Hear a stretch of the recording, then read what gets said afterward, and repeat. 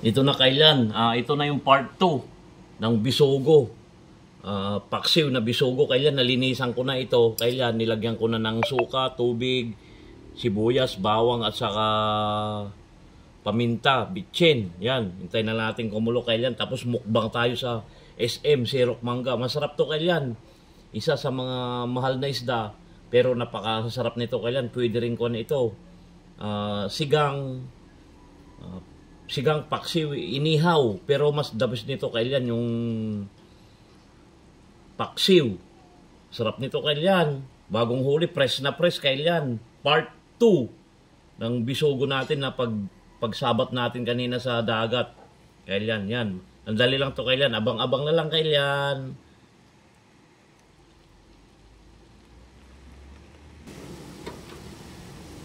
Tignan natin to kailan after 15 minutes na kailan, oh.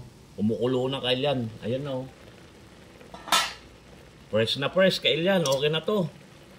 Abang-abang na lang sa mukbang na tayo kailan. Yan, sarap nito. Okay, let's go. Abang-abang, mukbang na, mukbang time.